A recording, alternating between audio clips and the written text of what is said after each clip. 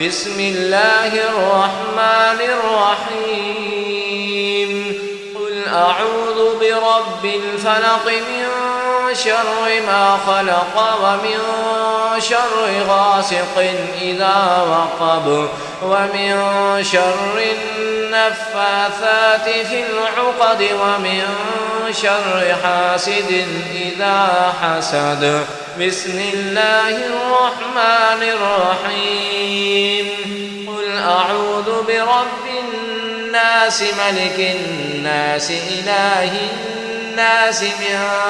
شر الوسواس الخناس الذي يوسوس في صدور الناس من الجنة والناس